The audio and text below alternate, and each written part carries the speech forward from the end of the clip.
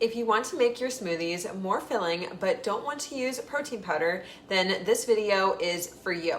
You don't need protein powder to make a delicious, filling, protein-rich smoothie. Today I am sharing 3 easy recipes that all use one simple everyday ingredient, and that's yogurt. These smoothies are made with real food, they take just minutes to make, and they are perfect for busy mornings or satisfying afternoon snacks that actually keep you full. Welcome back to another video. My name is Marissa and I am a pharmacist and health coach who helps others improve their health holistically without the overwhelm.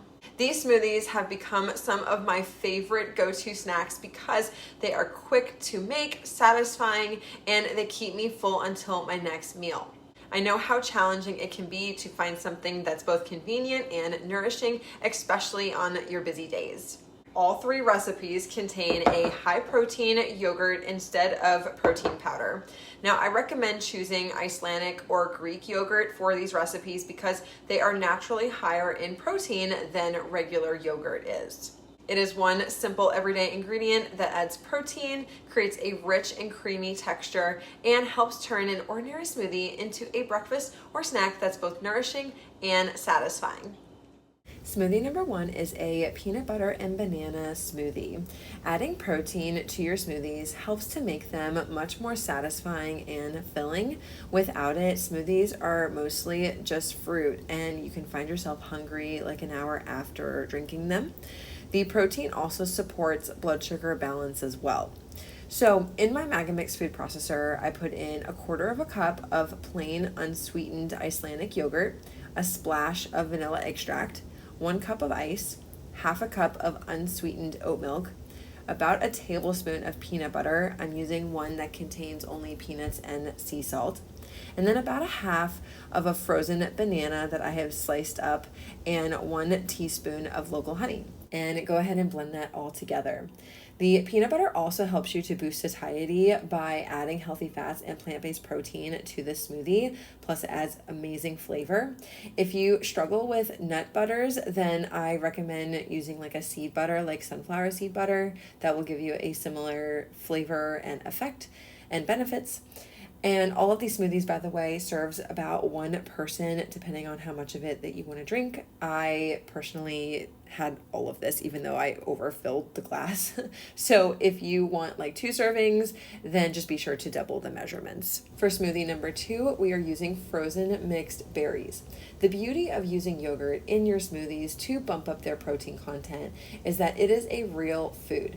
I don't know about you, but I personally struggle to digest protein powders. It doesn't matter if it's animal-based protein or plant-based protein. Regardless, they just aggravate my acid reflux. They cause bloating for me, and I can just tell like my digestion just feels off for the rest of the day, and it's very uncomfortable. And so I have found over the years that yogurt is just so much easier for me to digest, and that's why I like to use it in my smoothies. And as a bonus, it's supporting gut health as it is a fermented food, and it supports the gut microbiome with beneficial bacteria. So to make this smoothie, I blended together about 1/4 cup of plain unsweetened Icelandic yogurt. You can also use Greek yogurt, 2 teaspoons of local honey, a splash of vanilla extract, 1 cup of ice, about 1/2 cup of water. You can also use oat milk here. That is the milk that I have on hand, but you can use any milk of your choice. And then I use 1 cup or 1.5 cups of this very cherry berry blend. It has strawberries, blueberries, raspberries, and cherries. I got it at Costco, but you can use just strawberries or any mixed berry blend here. For smoothie number 3, we are making it a bit more tropical, and we are going to use frozen blueberries and pineapple.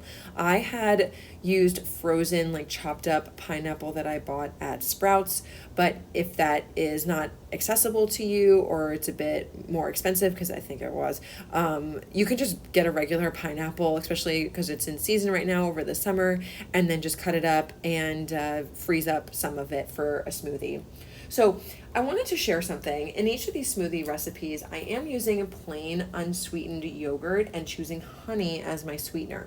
According to the doctors at UCLA Health, honey can help the bacteria in yogurt reach their destination in the large intestine, which is incredibly useful information and really cool.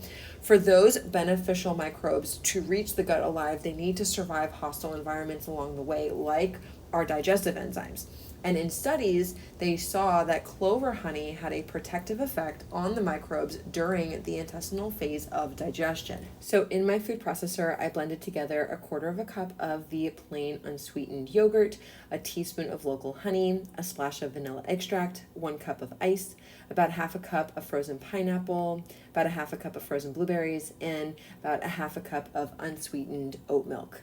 Each of these recipes are listed below in the description, and I've also linked the food processor and the straws that I'm using along with a discount code. And if this made you realize just how powerful yogurt can be for quick, high-protein meals and snacks, then you are going to love my full video where I show you even more ways to eat yogurt beyond smoothies. You might be surprised just how versatile it really is. So tap or click on the screen right here to view that video, and I will see you there. Thanks for watching.